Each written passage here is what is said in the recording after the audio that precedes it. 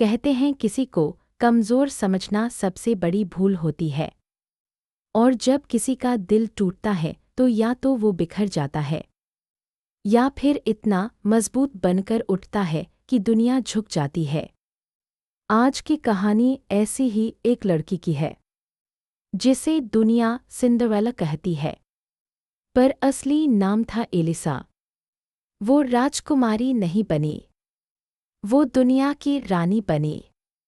Elisa के पिता राज्य के सबसे बड़े वैज्ञानिक थे। जादू पर विश्वास न रखते हुए भी वे दुनिया की भलाई के लिए काम करते थे। लेकिन पिता की मौत के बाद उसकी सौतेली माँ और बहनों ने उसे नौकरानी की तरह इस्तेमाल करना शुरू कर दिया। पर एक बात वे कभी न समझ पाईं। एलिसा डरती नहीं थी, वो सब याद रखती थी। वो रात को चुपके चुपके पिता की पुरानी किताबें पढ़ती, उन शोधों की जिनसे दुनिया बदल सकती थी। और एक दिन उसने अटारी में छुपा एक रहस्यमय डिब्बा पाया, पिता का बनाया अंतिम आविष्कार। डिब्बे पर लिखा था, सही समय आने पर ही खोलना। एलिसा मुस्कुराई, सही समय बहुत जल्दी आने वाला है। राजमहल में एक भव्य बॉल आयोजित हुई। सभी लड़कियां जाने को पागल थीं। एलिसा की सौतेली बहनें भी तैयार हुईं। एलिसा से कहा गया, बर्तन मांज, फर्श धो और हमारे कपड़े इस्त्री कर।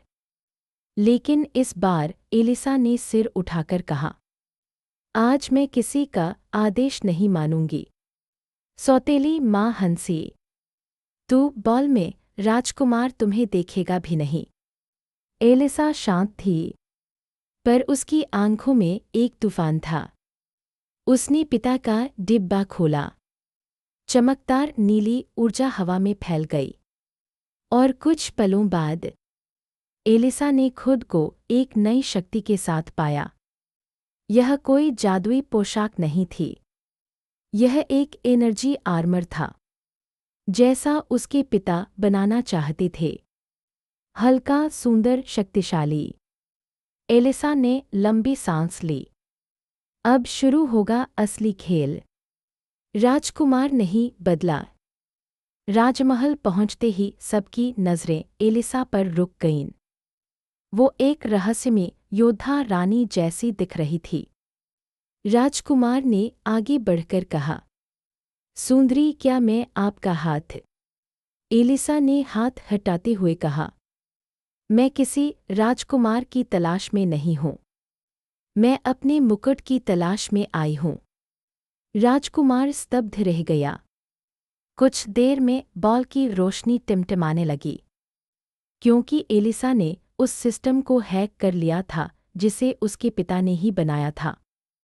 महल का हर व्यक्ति उसे देखने लगा।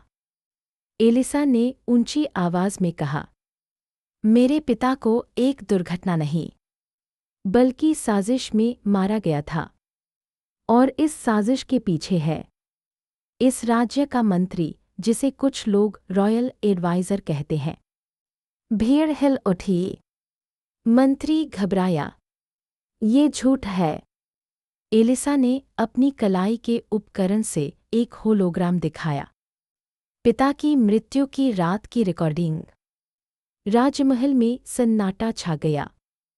एलिसा आगे बोली, जिसने मेरे पिता को छीन लिया, मैं उसे दुनिया के सामने नंगा कर दूंगी। मंत्री ने सैनिकों को आदेश दिया, इस लड़की को पकड़ लो। लेकिन एलिसा अब वो कमजोर सिंड्रेला नहीं थी। उसके आर्मर की ऊर्जा ने हर सैनिक को पीछे धकेल दिया। वो कूदकर दीवारों पर चढ़ी, बिजली जैसी तेज। महल में हड़कंप मच गया। राजकुमार चिल्लाया, रुकिए, वो निर्दोष है। पर किसी ने नहीं सुना। एलिसा ऊंचे टॉवर तक पहुंची, जहां मंत्री छुपा हुआ था। कमरे में घुसते ही एलिसा ने कहा, आज मैं किसी के आंसू नहीं पोंछूंगी, आज मैं अपना बदला लूंगी। मंत्री डर से कांपने लगा। एलिसा ने उसके सारे अपराधों को रिकॉर्ड किया और पूरे राज्य में प्रसारित कर दिया। अब राजमहल की जनता ही उसके खिलाफ उठ खड़ी हुई। महल से लौटते समय एलिसा ने अपनी सौतेली माँ को भी सामना किया। सौतेली माँ बोली, तूने मेरे परिवार को बर्बाद कर दिया। एलिसा शांत रही। तुमने मेरे पिता को जहर दिया था। तुम भी इस साजिश में शामिल थी। सौतेली माँ कांप उठी।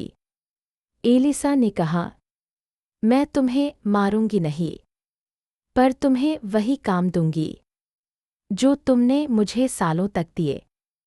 वो अपनी सौतेली माँ और बहनों को महल की जेल में भेज देती है, जहां उन्हें मेहनत करनी पड़ती है, वही जो उन्होंने उसे करने पर मजबूर किया था। अगले दिन पूरा राज्य एलिसा के समर्थन में खड़ा था। उसने राजकुमार का प्रस्ताव ठुकरा दिया। मेरी ताकत किसी राजकुमार की वजह से नहीं, मेरी हिम्मत की वजह से है। राज्य की जनता ने उसे अपनी नई शासक घोषित किया। पर एलिसा ने कहा, मैं सिर्फ इस राज्य की नहीं, मैं पूरी दुनिया की रानी बनूंगी, ताकि कोई भी लड़की मेरे जैसी पीड़ा न सहने पाए। उसने अपने पिता की टेक्नोलॉजी से दुनिया भर में स्कूल, सुरक्षा प्रणाली और महिलाओं की रक्षा करने वाली सेना बनाई। दुनिया ने उसे नाम दिया, the queen of the world, दुनिया की रानी। कभी जिसे लोग सिंडरेला राख में लिपटी लड़की कहते थे, आज वही राख से उठकर आग बन गई थी।